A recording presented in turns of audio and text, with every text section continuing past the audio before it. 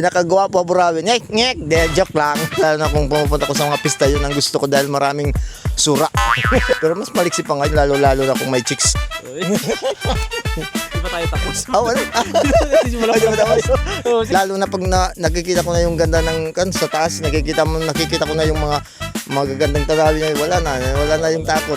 Mas nagbibigay po ako ng inspiration sa mga kabataan na sana mag-content sila, mag-hiking din or mag-adventure para mapalayo sila sa mga masamang bisyo. Alright, so good everyone. We're doing a small podcast right now, and this time meron tayong isang special guest. Isang content creator dito sa Burawin, Leyte, and yung content niya is more in hiking and adventures, and nasa mga pistahan din to padalas. And of course, this episode magsishare siya ng idea, tips, and of course para sa mga upcoming na rin na mga hikers, kasi yun yung talaga yung specialties niya. So, wag na natin patagalin pa. Let's meet Kuya Oni. Kilala ka muna. Ako pala si Oni MC Geron from Burawin, Leyte. Pinakagawa po Burawin. Ngek, ngek. De, joke lang. Salamat Kuya Pods. Alright, so by the way, dito kami sa may bypass ngayon. So baka may naririnig kayo mga dumadaan ng motor. So okay lang kasi daanan ng motor yun eh. So ngayon, Kuya Juns, paano ka nagsimula sa mountain hiking? Yung nagsimula ko, yung wala pa yung cellphone. Kung pa lang, Anton? Ano ba, yung keypad pa lang? Keypad pa lang. Umakyat kami doon sa Mount Pananaw dito sa may Tambis. Kaso kita talaga yung buong dulag tsaka Tacloban. Kasong problema, walang cellphone. Tapos nag-hiking din kami sa Pagudlan. Nag-akit kami ng bundok, kasama ko yung mga boarders ko. Tapos yung nangaso din ako, kasama rin ako. Basta maraming pinagdaanan ko na eh. Anong pinakaunang bundok na inakyat mo at anong naging experience? Mount Panaon, dito sa bayan po ng Brown, din sa may Tambis po. Medyo gumabay po kami sa Busay. Patas sa matarik talagang nakakatakot pala. First time ko pala, nakakatakot talaga. Pero nang masanay na ako, hindi na. Lalo na pag nakikita ko na yung ganda ng sa taas, nakikita ko na yung mga magagandang tanawin niya, wala na yung takot. Nasa pagbaba ko, okay na. So nasanay ka na lang. Nasanay na. So ito, ano yung nag-inspire sa'yo para gawing content ang mountain hiking? Ayun ko lang, basta yun ang gusto ko eh. Habit ko yun eh. Pag pupunta ko sa bundok or sa mga huron, yun parang masaya na ako, masaya. Libre mo yung saya. Lalo na pag kasama ko yung mga pamilya ko, yun, masaya na ako. Nag-aakyat. So sana all inaakyat. Ito, ano ang goal mo sa paggawa mo ng mountain hiking content? Bali yung parang kon lang.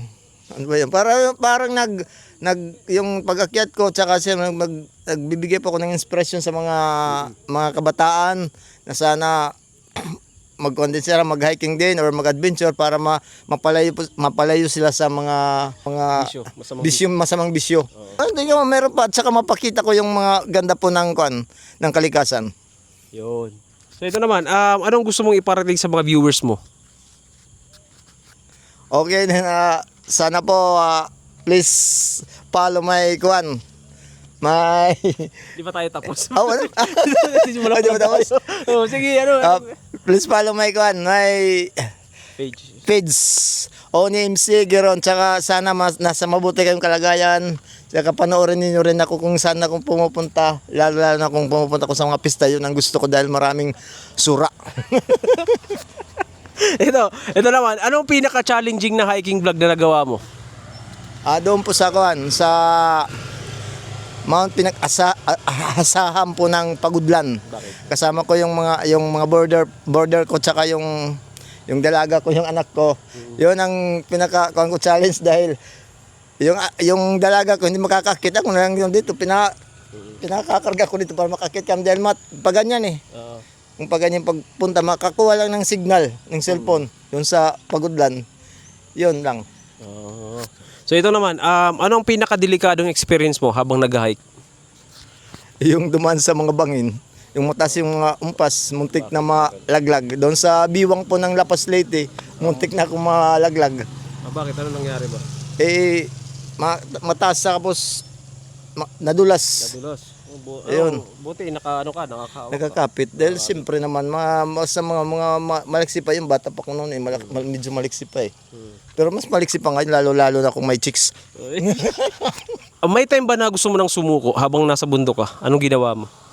Wala, hindi man ako sumuko pag akyat ko, talagang hindi ako susuko dahil yun ang gusto ko.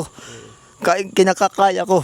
Kasi yun ang hinahanap ng katawan mo. Siyempre yun ang hinahanap ng katawan, tsaka talaga yun ang hilig ko. So ito naman, paano ka naghahanda bago umakyat ng bundok? Bali, kung mag-aakyat ako ng bundok, halimbawa kung bukas sa kakyat, ngayon naghanda na ako. Yung mga gamit ko, dadalhin ko papunta ng pag-hiking tsaka pag-adventure. Lalo na yung cellphone, di ko makakalimutan. Tama kasi yun. Ano eh. So ano ang may mapapayo mo sa mga beginners na hikers? Kung yung mga beginners po, kailangan po na bago umakyat, manalangin muna, tsaka may kondisyon din ng katawan. Tama. Para pagdating doon sa pag-akyat sa bundok or pag-hiking, kailangan di pagtapuyan yung hihingalin. Yun. Dapat kondisyon talaga. Kondisyon talaga yung katawan. So para sa mga bagong hikers or para sa mga upcoming na hikers, take note nyo yung sinabi ni Kuya Oni na malaking tulong to para sa inyo. So ito, paano mo na pinapanatiling safe ang sarili mo habang nag-hike ka? Nananalangin po kay mahal na Panginoon, Jesucristo. Yun lang. So number 1 talaga yun. So kahit anong gawin mo, kahit saan ka pumunta, prayer is the number 1 sword. Ano ang pinaka-paborito mong bundok na nakyat at bakit? Mount Malimuno, Calvary Hill ng Barangay Balaw, Morawian Leyte. Yun, dahil panata ko na yun eh. Tuwing Biyernes Santo o kaya Huwebes Santo, aakyat talaga kami. Hindi ako talaga yung aakyat talaga ako nang aakyat. Yun ang panata ko. Tsaka gusto ko dahil nakikita yung buong Burawin. Tsaka lalo na pag gabi nakikita yung Tacloban. Nice. Taas talaga. Mataas yung. Tsaka ang problema doon lang, kung doon na natutulog kami, parang nasa loob ng frigidaire. Malamig. Sobrang lamig. Nice. So maganda doon guys. Pwede take note nyo rin yung bundok na pupuntahan ni Kuya Junes para ma-experience nyo din. So ito naman, ano ang dream mountain na gusto mong akyatin?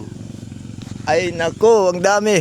May number 1, kailangan makapunta ko ng Mandiwing Alto Peak. Tsaka doon pa sa Montalban Rizal, maraming nakita ko dahil mayroon akong kaibigan doon na babae. Si Claire Kapinding po. Hiker din yun. Gusto ko lang makapunta kaso kinukulang ng budget. Yun lang. Basta maraming gusto kong puntahan pati doon sa Mindanao. Akit ng bundok. So ayan. So marami pa rin gustong akyatin si Kuya Johnny na bundok. Na bundok ha. Ito naman. Ano mas gusto mo? Solo hike o group hike at bakit? Maganda yung group hike dahil masaya. O yung solo naman, medyo boring naman yun eh. Ano ang pinakamahirap bilang hiking content creator? Pag content creator? Hiker ka. Yung nag-hike sa pag-akit ng bundok, madalang mahirap, nag-content pa, nag-video pa. Yun, minsan muntik na ako mahulog, pati yung cellphone ko. Yun lang. Siyempre, napagod, edit ka pa. Oo, To, paano mo inahandle ang mga bashers? Nagka-bashers ka na ba? Nagkaroon na ng basher kaso hindi ko lang inintindi dahil pag inintindi ko yan, marang masisiraan yung ulo ko. Pinapabayaan ko lang sila. Tama. Yun lang. Tama, so mga bashers dyan, huwag nyo nang iba si Kuya Johnny kasi di naman kayo inintindihin daw. Yung tatalab sa akin. Di daw tatalab. So, ano ang mensahe mo sa mga gustong maging hiking vlogger? Yung una kong mensahe, kailangan maging matyaga sa pag-vlog, tsaka sa pag-hiking talaga. Kailangan magtiyaga talaga tayo. Kaya pag walang tiyaga, walang linaga. Ayun. So guys, maraming salamat kay Kuya Johnny. So guys, visit nyo yung Facebook page niya and basta-check nyo doon yung mga tips, ideas niya or yung mga adventures niya doon sa Facebook page niya. And yeah, Kuya Bayan ba, gusto mo may i-shout out or Okay. i-promote mo na rin yung Facebook page mo? Shout out lang si Press the Moment Photography. Ngayon, vlogger na siya ngayon, si JM ha. Ano ba yung kanya? Moment Prosen. Yan na nga. Yan, kunin nyo yan. Tsaka si Kuya Pods po. Kuya Pods. To. I-promote yung Facebook page mo. Yeah. Tsaka yung mga magrasen ng mga content creator. Please follow my page, Oni MC Geron, tsaka yung YouTube channel ko, Kuya Jones Adventure TV. So yun, maraming salamat. And that's it for today's video. Follow for more.